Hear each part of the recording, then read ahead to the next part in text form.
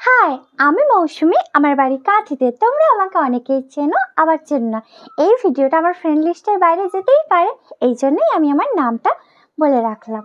তো কি হয়েছে কি, আজকে আমার একটা মেকআপ শ্যুট আছে। এবার আমি আজকে একটা নতুন লোকেশানে যাব। তো এবার লোকেশানটা হচ্ছে গিয়ে এগরা থেকে একটু ভেতরে কুদিতে। তো আমি সকালে যা যা করি, আমার টিউশন থাকে, টিউশন কমপ্লিট করে আমি যাই।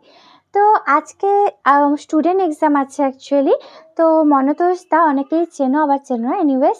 তো তার কাছেই আজকে স্টুডেন্ট এক্সাম আছে। তো আমি টিউশন পড়িয়ে চলে এলাম, স্নান করেই গেছিলাম অবশ্য।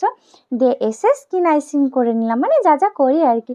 তো ঝটফট আমি তৈরি হয়ে পড়েছি। এবার তৈরি তো হয়ে পড়েছি, তারপর মনে হলো না, ওই ড্রেসটা একটু বেশি গরম লাগছে, এই ড্রেসটা পরে নিলাম। কেননা বেশ একটু কমফোর্ট যাতে হয়, গরমে না এতটা দূর যাবো। আর সেদিন অত্যাধিক গরম ছিল, বাসে বসে বাসের টিকিট পেয়ে গেলাম। দেন তারপরে এবার চলে যাব। আর সেদিনকে বাসের এত গন্ডগোল হয়েছিল, তার উপরে তোমরা তো আমাকে, মানে আমার ব্যাপার অনেকেই জানো যে আমার প্রবলেম হয়, এতে কি বলে, বাসে প্রবলেম হয়। তাই জন্য আমাকে দেখে শুনে বাসে যেতে হয়। তো আমি পৌঁছে গেছিলাম, তারপরে আবার সেখানে গিয়ে আরেকটা বাস ধরেছিলাম, কারণ যেখানে 15 টাকা ভাড়া, সেখানে একজন টোটো কাকু বলছে 100 টাকা। তো তাই জন্য আমি বাস ধরে আবার চলে যাচ্ছিলাম কুদিতে। তো ফাইনালি নেমে পড়েছি, কল করে নিয়েছিলাম মনতোষ দাকে, মনতোষ দার লোকেশান বলে দিল। তো ফাইনালি পৌঁছে গেছি। ও মা, গিয়ে দেখি অনেকেই চলে এসেছে, আবার এক দুজন আসেনি। তো এখানে সব স্টুডেন্টরা একদম সাজাতে শুরু করে দিয়েছে। আর সেদিন মানে কি বলবো, সেখানে একে গরম ছিল, তার উপরে কোনো এসির ব্যবস্থা ছিল না। তাই জন্য একটু সবার প্রবলেম হয়েছে। তো মনতোষ দার লাইভ দেখে আশা করি তোমরা অনেকেই জেনে গেছো। তো আমার মেকআপ অলমোস্ট পুরো কমপ্লিট বলতে গেলে। তারপরে আমরা লাঞ্চ করে নিয়েছিলাম। লাঞ্চে ছিল আলু ভাজা, শাকের তরকারি, আরও কী সব ছিল ভুলে গেছি।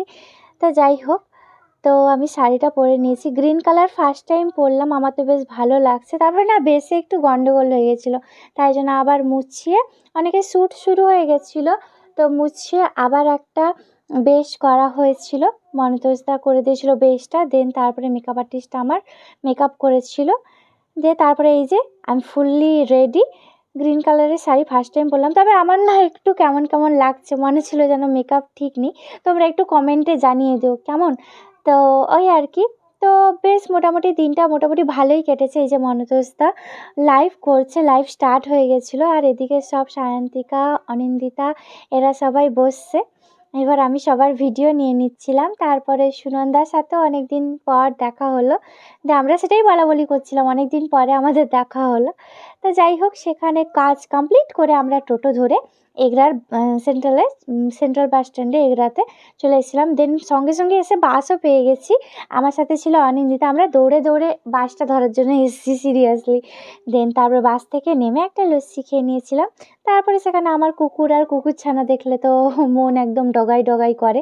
তো আমি তাদের কিছু ভিডিও ক্লিপ নিয়ে নিয়েছিলাম। কিউট না দেখো, তা কুকুরের বাচ্চাটা কি সুন্দর তার মায়ের কাছে এইসব করছে। তো তারপরে আমি এই চকলেটটা বোনের জন্য নিয়ে নিচ্ছিলাম। তো তারপরে আমি সেখান থেকে চলে এসেছি স্কিন। তারপর সেদিনকে না বাসন্তী পুজো ছিল। এবার বাসন্তী পুজো হয় সেখানে আমাদের এখানে, মানে কাঁথিতে।